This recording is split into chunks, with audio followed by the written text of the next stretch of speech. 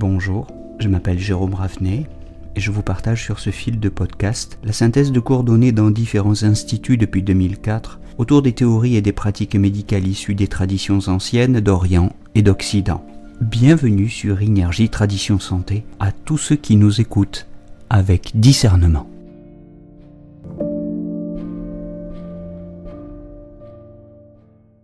Nous nous retrouvons aujourd'hui pour parler de Jianzhu, la récolte des bambous, le point numéro 2 du méridien de la vessie, le 2 vessie tout simplement. C'est un point qui se trouve sur la face, au niveau de l'arcade sourcilière, dans une dépression à l'extrémité interne du sourcil. Il faut retenir que c'est un grand point des maladies oculaires et des problèmes locaux des paupières, du front, de l'arcade sourcilière, du canthus interne de l'œil.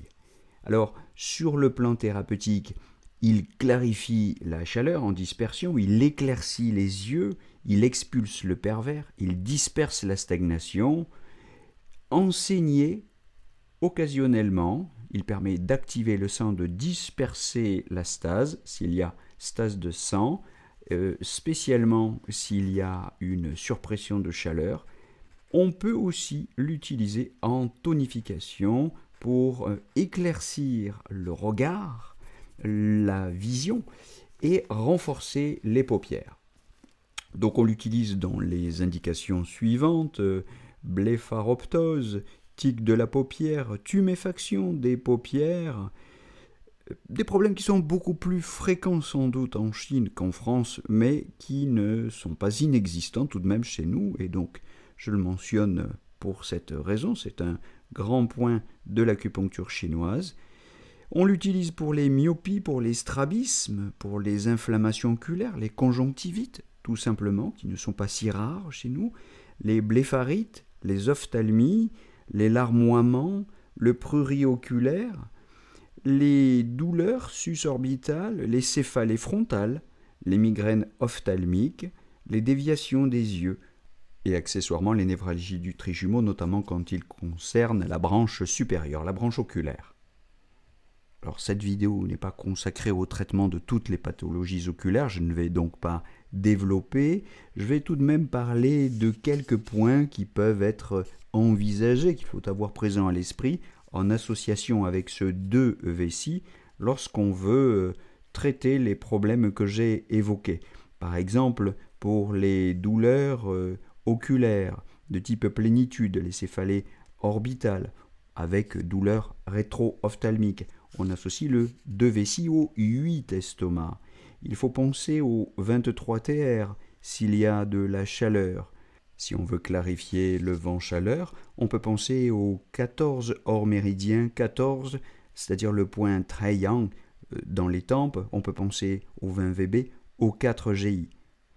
Il faut penser au 14 VB pour clarifier la chaleur et désobstruer les méridiens. On peut également penser au hors méridien 21, Yuyo, au milieu du sourcil.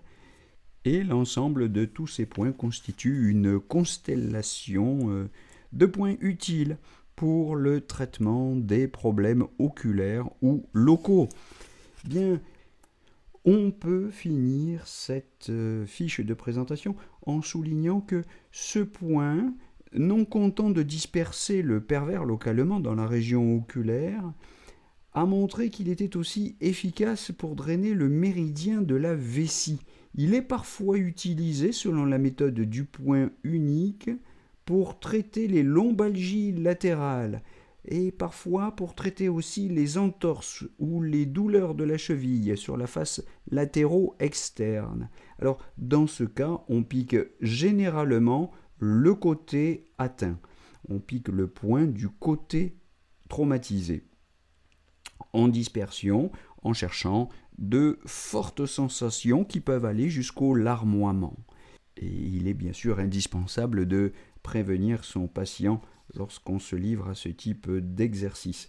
Après avoir obtenu la sensation du chi, on demande au patient de mobiliser doucement, précautionneusement la région lombaire si on l'a piqué pour un problème lombaire ou de mobiliser doucement sa cheville si on l'a piqué pour un problème de cheville.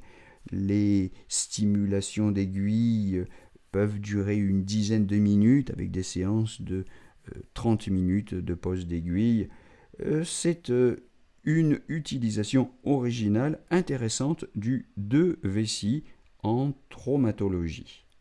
Mais on retiendra en résumé que c'est un point qui clarifie la chaleur, qui éclaircit les yeux, c'est-à-dire qui éclaircit la vision, qui expulse les pervers localement pour traiter tous les problèmes oculaires ou tous les troubles locaux des paupières, des arcades ou du front.